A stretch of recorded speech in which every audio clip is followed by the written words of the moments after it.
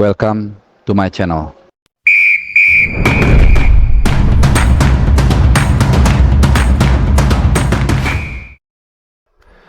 Halo, salam sehat dan juga salam Tim Nasional Indonesia, Garuda di dada. Kembali lagi di channel Bung Harpa. Ya, ini gua di tengah-tengah syuting Kelik di TVRI. Jadi tadi pagi mungkin ya, kurang lebih kita semua, gue yakin kita sebagian dari kita sudah menerima informasi terkait dengan wacana atau ya berita dinaturalisasikannya atau berpindah kewarganegaraannya kiper Sampdoria yang saat ini dipinjamkan ke Inter Milan, yaitu Emil Laudero menjadi WNI. Ini tentunya ya membuat bahasan kita di weekend ini menjadi menarik ya, menjelang tim nasional U23 yang nanti akan segera bertarung hari Senin nanti. Jadi gue mau sedikit mengupdate terkait dengan berita ini, seperti yang sudah beredar juga di berbagai platform sosial media maupun juga media mainstream. Ketua PSSI Bapak Erick Thohir terlihat atau fotonya, bahkan di Instagram beliau ada foto yang bersangkutan Emil Laudero bersalaman dengan Erick Thohir. Jadi ini seperti yang sering diungkapkan oleh ET, kalau udah salaman berarti udah deal ya. Terlepas dari nanti proses seperti apa, itu soal kedua ya. Karena kalau kita masih ingat Martin Paes misalnya, itu sudah sejak lama rencananya digulirkan, tapi memang karena ada kendala regulasi, karena konon masih berkutat di cas Martin Paes, sehingga proses kepindahan kewarganegaranya menjadi terhambat. Nah, Emil Laudero ini siapakah dia ya? Ini adalah penjaga gawang berayahkan dari Indonesia. Kemudian ibunya itu orang Itali, lahir di Lombok, di Mataram, ibu kota Lombok. Dan profilnya sangat luar biasa ya. Usianya masih muda, belum 30, 27 tahun. Kemudian kalau kita lihat experience-nya juga sangat luar biasa ya. Jadi sejak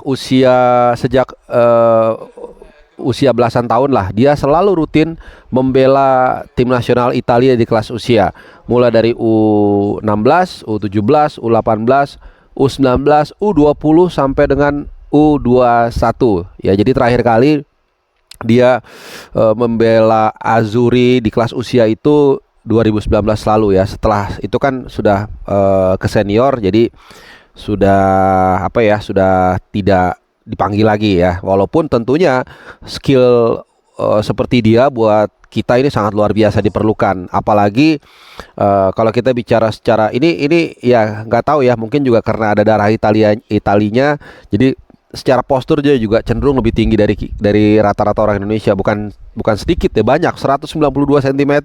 Ya, ini untuk kiper Eropa aja nih hitungannya lumayan tinggi ya. Karena sebagai perbandingan, gue selalu menggunakan perbandingan itu, Iker Casillas itu tingginya hanya sekitar macam-macam ya, ada yang 185 bilangnya, ada yang 182, ada yang 188.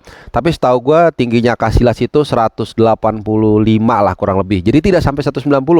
Jadi ketika ada kiper tingginya 192 di Eropa sekalipun, itu terhitung cukup tinggi ya. Jadi profilnya ini sangat lengkap. Nah, dari segi postur, dari segi pengalaman di tim nasional, dan dia membela tim papan atas di Italia, walaupun cadangan saat ini dipinjamkan ke Inter Milan.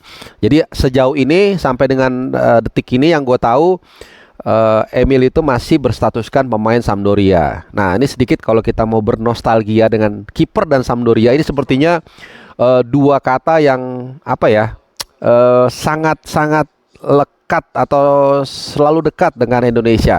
Karena dulu mungkin gua nggak tahu ya, sebagian dari kalian mungkin belum lahir atau masih bayi atau mungkin sudah beranjak remaja. Jadi tahun 95 atau 6 ya, kurang lebih ya, 90 tengahan lah. Dulu Indonesia itu punya program namanya Primavera. Jadi satu tim dikirim ke luar negeri, kemudian berlatih bersama dengan tim-tim Italia lainnya yang tentunya youth level. Dan Kurniawan adalah salah satu jebolannya, Aples Decuari, dan juga Kurnia Sandi. Nah, kemudian saat itu Kurnia Sandi itu konon katanya ya, itu dikontrak oleh Sampdoria. Nah ini sedikit gue bernostalgia, dan dia di situ digadang-gadang sebagai kiper keempat ya waktu itu. Dan informasi tentunya nggak seterbuka sekarang. Jadi kalau sekarang gua ngomong ngaco gitu ya, pasti sebentar lagi akan dengan mudah dikoreksi oleh teman-teman semua atau dengan media yang lain, karena sekarang kan platform media ada di mana-mana. Nah, sementara dulu itu tidak ada. Jadi ya kita taunya seperti itu. Kita baca dari tabloid bola saat itu, kemudian ada Go mungkin belum ada ya. Terus media-media masa pep cetak lainnya lah. Nah, kemudian ada satu momen gue ingat, kemudian kiper pertama dan kedua itu bermasalah, entah kartu merah atau cedera. Jadi kiper ketiga tentu akan naik seharusnya sebagai kiper utama. Jadi di situ di tabloid bola digadang-gadang kita akan pertama kalinya melihat pemain Indonesia duduk di bangku cadangan Sampdoria. Gue lupa tahun 95-96 lah kurang lebih ya. Tapi ternyata setelah pertandingan itu muncul, ternyata di bangku cadangan tuh nggak ada Kurnia Sandi. Ya jadi gue nggak mau menjudge ya, karena Kurnia Sandi tetap idola gue juga, karena gue juga seorang menjaga gawang. Tapi yang jelas cerita itu selalu teringat ya, selalu teringat di benak gue. Apalagi sekarang kembali lagi, mudah-mudahan kalau kita lancar kita akan mendapatkan seorang penjaga gawang naturalisasi. Ya dia kan belum selesai ya, kalau udah selesai baru gue akan mengatakannya diaspora, yaitu Emil Audero. Ini Emil Audero Mulyadi kalau nggak salah ya nama lengkapnya. Dan ya dengan pengalaman dia yang sangat luar biasa, bermain di tim sebesar Inter Milan, dan kita berharap juga dia akan terus bermain di Italia. Ini tentunya menjadi keuntungan buat kita, karena sekali lagi secara postur tidak bisa dibohongi ya. Kalau kiper itu seperti pemain basket, lu nggak bisa lu harus punya postur tertentu standar. Kalau bola oke, lu tingginya 160 sekian, lu bisa jadi pemain bagus, bahkan 160 kecil. Tapi kalau di posisi kiper seperti juga basket, itu ada minimumnya. Kecuali dulu ya Maxi Bogus sama yang juara slam dunk, Spapweb kalau nggak salah. Itu memang posturnya nggak terlalu tinggi, tapi rata-rata tuh ada minimumnya lah. Nah seperti itu juga kiper. Ya, kiper itu sebenarnya idealnya 185 ke atas lah, itu minimum. Tapi bukan ini kita antropologi ya. Secara postur tinggi orang Indonesia itu jarang lah yang ada di atas 185, apalagi 190. Padahal kiper itu sangat perlu tinggi badan.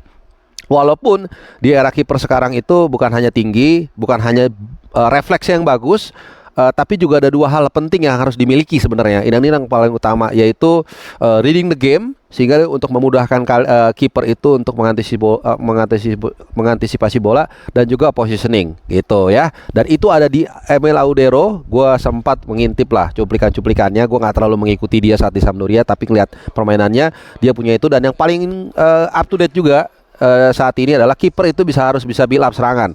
Ya ini istilahnya menjadi libero. Ini sangat dibutuhkan. Itu mengapa juga kalau kita sedikit bicara di luar negeri ya, Erik ten Hag misalnya di MU itu mati-matian mencari seorang Onana yang bisa build up serangan. Walaupun itu juga diperlukan sebagai satu kesatuan ya, bukan hanya kiper tapi juga sistem permain yang lainnya. Oke, jadi Emil Audero ya, kita boleh berharap tapi jangan terlalu over optimis, over confidence. Tapi dari yang sudah Erick Thohir adalah man words. Jadi orang yang memegang omongannya. Dari beberapa kali yang gue tahu, ketika dia mengatakan akan dinaturalisasi, biasanya itu terjadi terlepas dari nanti ada proses, katakanlah ada hambatan-hambatan, itu soal kedua. Dan kalau kalian yang sedikit baper karena ayahnya waktu itu tidak setuju dia dinaturalisasi, ya sudahlah, leave it alone. Tidak ada sesuatu yang selalu mulus, ya biarlah itu menjadi bagian masa lalu. Biarlah bendera merah putih yang ada di IG-nya dia, dan mungkin juga lama-lama ada di hati dia, akan meluluhkan hati dia dan juga kalian untuk menerima dia dan demi merah putih. So terima kasih untuk kalian yang sudah menyimak. Happy weekend dan bienvenido Emil Audero. Ciao.